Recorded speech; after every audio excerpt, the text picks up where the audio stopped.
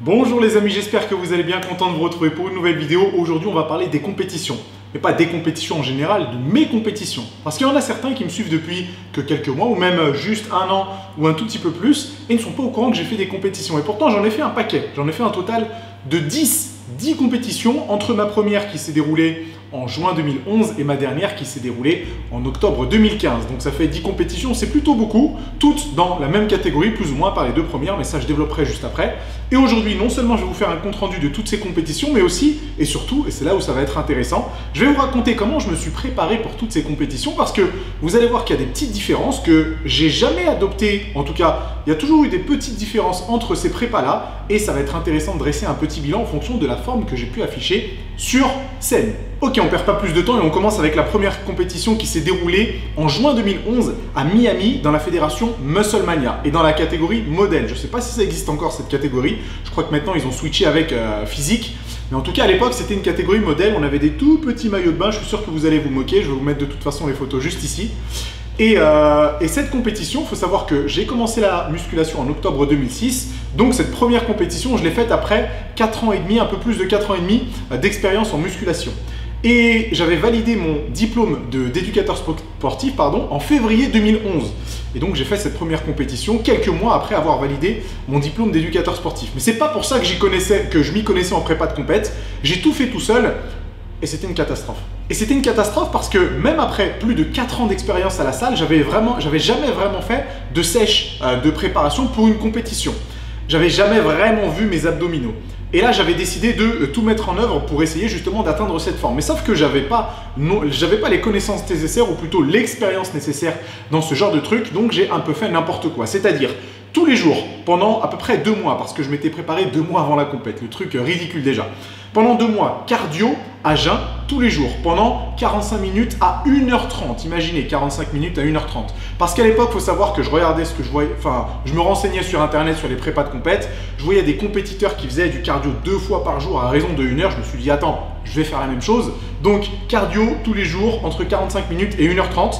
Sachant qu'à l'époque, je faisais aussi des cours de fitness parce que je venais de valider mon diplôme. Donc, je faisais aussi des cours de fitness à raison d'à peu près 6-7 heures par semaine. Et puis, j'enchaînais en plus de ça avec mes séances de musculation, donc 5 à 6 fois par semaine. Autant vous dire que c'était beaucoup. Et même si ma dépense calorique était a priori énorme, je ne savais pas vraiment gérer ma diète. C'est pas que je mangeais n'importe quoi, mais c'était tout ou rien. Donc, il y a des jours où je me restreignais à mort et d'autres jours où je mangeais n'importe quoi. Résultat, j'ai perdu du gras, j'ai perdu du poids, mais je suis arrivé avec une forme clairement pas assez sèche. Mais pour une compétition, je pense que c'était pas trop ridicule. Résultat des courses, positionné 24e, si mes souvenirs sont bons, sur 84 ou 85 participants, quelque chose comme ça. Donc on est loin du top 10, mais au moins ça m'a permis de réaliser un petit peu quel était le niveau en compétition et comment je pouvais progresser un peu plus pour les prochaines compétitions. Deuxième compétition, toujours Musclemania, toujours en catégorie modèle, cette fois-ci en France, à Paris, en octobre 2012, c'est-à-dire après 6 ans de pratique. Pour cette préparation, c'était totalement différent de la première. Celle-ci, et vous allez me prendre pour un fou, je faisais du fractionné, plus de cardio à intensité modérée. Je faisais du fractionné à peu près tous les jours, 5 à 6 fois par semaine. Et ce que je faisais, c'est qu'à l'époque, à côté de chez moi, j'avais une montée hardcore, un truc de fou, qui devait aller faire entre 80 et 100 mètres. Et je faisais entre 8 et 10 sprints tous les matins à jeun. Et après, j'allais prendre mon petit déjeuner. Et en plus de ça, je faisais toujours des cours de fitness, encore entre 7h et 9h par semaine. Et puis, j'ajoutais en plus de ça mes séances de musculation. Donc, ma dépense calorique était toujours énorme. Mes points de vue diététiques, je savais un tout petit peu mieux gérer. Je gérais mieux les excès, je gérais mieux mon déficit calorique, même si à l'époque, je ne calculais rien. Je ne calculais pas mes macros, je ne savais pas vraiment quelle quantité de protéines je consommais. Je faisais ça à l'œil. Mais disons que j'avais un peu plus de connaissances que pour ma première compétition. Résultat, j'avais atteint un niveau de sèche plus ou moins bien, j'avais les abdos bien dessinés, je pense que j'avais perdu un peu de masse musculaire à cause probablement du cardio à jeun, des cours de fitness et de l'excédent d'activité physique en fin de compte. Mais du coup, ma forme était quand même bien meilleure par rapport à la première compétition. Résultat, sur scène, je devais être à 91 kg, je pense. Ça remonte, donc j'ai pas en tête le poids précis.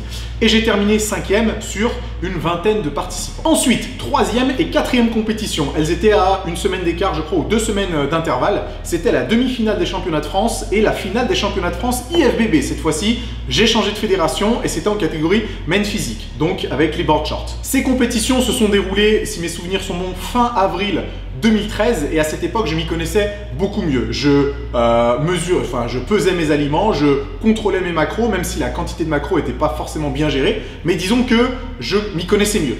Et à cette époque-là, je faisais toujours des cours de fitness, mais un tout petit peu moins, et je rajoutais avec ça cardio à intensité modérée tous les matins à jeun entre 20 minutes et 45 minutes. Et je rajoutais en plus de ça du fractionné après ma séance de musculation, c'est-à-dire 5 à 6 fois par semaine. Donc entre 20 et 45 minutes de cardio à intensité modérée chaque matin à jeun. Je le faisais à jeun parce que je pensais que c'était plus efficace pour la perte de gras. C'est pas le cas. Et puis je rajoutais après ma séance de musculation une petite séance de fractionné d'une dizaine de minutes sur le vélo en mode 20 secondes d'accélération, 40 secondes de récupération, et je faisais ça 10 fois de suite. Mes résultats des courses, je suis arrivé sur scène à la demi-finale des championnats de France à, encore une fois, je ne me rappelle plus exactement du poids, mais c'était probablement entre 91 et 92 kilos. J'étais arrivé donc entre 91 et 92 kilos avec une forme plutôt bonne, pas hyper sec, hein, parce que de toute façon, il n'y a aucune compétition où j'étais vraiment très sec en mode bodybuilding. J'avais toujours beaucoup de gras sur les fesses, beaucoup de gras sur les cuisses, mais le haut du corps, c'était joli. J'étais relativement bien découpé, hein, regardez sur les photos de toute façon. Et je trouvais que j'avais une forme plutôt esthétique. Et j'étais arrivé du coup premier. À la demi-finale, on devait être 8 participants dans ma catégorie, c'est-à-dire en plus d'1m78. Il y avait aussi moins d'1m78 où ils étaient un peu plus, peut-être une douzaine je crois. Et à la finale du coup, j'ai terminé aussi premier. On devait être 5 dans ma catégorie si mes souvenirs sont bons, 5 ou 6. Et en moins d'1m78, ils étaient peut-être un peu plus encore une fois, entre 8 et 10. On n'était pas beaucoup parce que c'était la première compète en men's physique. Et du coup, c'est là où j'ai gagné les championnats de France, donc en 2013. 5e et 6e compétition, on est toujours en 2013. Et pareil, ces deux compétitions étaient à 1 ou 2 semaines d'intervalle. C'était l'Arnold Classic Europe, à Madrid je crois. À Madrid, c'est sûr. Et quelques semaines après, les Jeux méditerranéens en Corse. J'avais du coup, avec ma victoire au championnat de France en avril 2013, gagné ma qualification pour l'Arnold Classic en Espagne. Malheureusement, c'était une catastrophe. Ma pire compétition, ou en tout cas mes pires compétitions, parce que celle d'après aussi, une forme déplorable. Et ce qui s'est passé en fait pour ces compétitions, c'est que j'ai pris un coach, la seule fois où je me suis fait coacher par quelqu'un, et ce coach m'avait fait faire un régime cétogène. Ouh là là, régime cétogène. D'une part, c'était un enfer pour moi de suivre ça parce que j'avais la dalle tout le temps, je me voyais me fondre à vue d'œil, mes performances c'était n'importe quoi. Et ça n'a pas manqué, hein. Sur scène, c'est les deux seules compétitions où j'étais à moins de 90 kg. Je devais être entre 88 et 89, je crois. En tout cas, j'étais à moins de 90, c'est sûr et certain. Mais j'étais pas plus sec pour autant, j'étais même moins sec qu'au championnat de France, et beaucoup moins massif. Et vous le voyez de toute façon sur les photos. Je fais plus maigre, je fais mou, plein de flotte, moins dense. À côté des autres gars qui avaient peut-être plus d'expérience et qui avaient mieux réussi leur régime, je ressemblais à rien. Mais du coup, j'avais terminé 10e à l'Arnold Classic Europe, 10e sur 45 participants. On était beaucoup dans cette catégorie-là. Et la catégorie d'en dessous, donc moins d'1m78, il y avait, je crois, 40 participants aussi, dont Ryan Terry qui avait gagné toute catégorie à cette époque-là. Et moi, dans ma catégorie, il y avait Felipe Franco, le Brésilien qui a fait Olympia maintenant et il avait un physique de ouf. Enfin bref, ça c'est pour la petite histoire. 10e sur 45 avec une forme dégueulasse. 2 semaines après, aux Jeux méditerranéens, j'ai même pas de photo de cette compète parce que c'était dans un trou perdu et c'était pas forcément bien organisé. La scène était horrible, l'éclairage était horrible, ma condition était horrible et j'ai terminé dernier. On était 6, j'ai fini 6e. Comme ça, au moins, ça, c'est fait. C'est probablement pour ça que le régime cétogène, plus jamais. Et en plus, c'est la seule compétition où je n'ai pas fait de cardio. En tout cas, j'avais une seule séance de cardio par semaine. Si je me souviens bien, c'était 45 minutes ou 1 heure, quelque chose comme ça. En tout cas, c'était du intensité modérée. Et c'est tout, alors que j'ai l'habitude de faire plus de cardio, ça fonctionnait bien sur moi, mais là, régime cétogène, peu de cardio, des séances pas forcément sympas, pas forcément motivantes, résultat dégueulasse. Et du coup, on enchaîne avec les compétitions 7 et 8. Encore une fois, elles étaient à 2 semaines d'intervalle. On fait toujours ça en général, hein. Les compétiteurs rassemblent leurs compétitions pour faire en sorte de ne pas être au régime, toujours en décalé. Donc, on essaye de trouver des compétitions qui ne sont pas trop éloignées les unes des autres, comme ça on peut conserver notre forme et en faire un maximum. Enfin bref, cette fois-ci on est en 2014. Première compétition, mai 2014, championnat d'Europe en Espagne. Et 7e compétition, donc championnat d'Europe, 8e compétition, Olympia amateur à Prague. Et avec la déception de l'Arnold Classic et des Jeux méditerranéens, j'avais tout repris à zéro. Du coup, j'avais pas pris de coach. J'avais décidé de me préparer moi-même et je m'y étais pris assez en avance. Donc, j'avais commencé genre ma prépa au mois de décembre pour monter sur scène en mai. Comme ça, au moins, on laisse rien au hasard et je suis certain d'avoir une super forme. Et du coup, je pense que c'est l'une des compétitions, en tout cas les championnats d'Europe, c'est l'une des compétitions où j'avais un taux de sèche qui était, je pense, le plus abouti. En tout cas, un super compromis entre sèche et masse musculaire. Et pour me préparer à cette compétition, en plus d'avoir une diète beaucoup mieux réglée, c'est-à-dire que, comme au championnat de France, mais en plus abouti, je calculais bien mes apports, j'avais des macros beaucoup mieux organisés, je faisais des jours de décharge-recharge. Vous savez que c'est un protocole que j'apprécie et du coup, il a bien marché sur moi. Je gérais mieux les envies de manger n'importe quoi. Ça ne veut pas dire que je mangeais toujours clean, hein. Il y avait toujours une pizza qui se greffait par-ci par-là. Mais j'arrivais beaucoup mieux à gérer tout ça. Et du coup, mes entraînements, ils étaient intenses, ils étaient bien organisés. Je notais tout, carnet d'entraînement, programme d'entraînement. Le cardio, c'était un mix entre intensité modérée et fractionnée. Mais intensité modérée, je faisais plus de vélo ou de vélo elliptique ou je ne sais quoi. Je faisais uniquement de la marche. Peut-être 3 fois par semaine à raison d'1 heure, 1 heure de marche rapide et je complétais avec du fractionné sur le rameur ou sur le vélo de spinning, mais j'en faisais pas trop. Donc bon compromis, bonne gestion, résultat des courses, championnat d'Europe, sur scène entre 91 et 92 encore, mais quand même plus sec que les autres compétitions. 4e place sur, je sais pas combien on était peut-être une trentaine je crois, 4e place sur 30. C'est mon meilleur résultat à l'international et ça m'a valu une place pour les championnats du monde, on en reparlera juste après.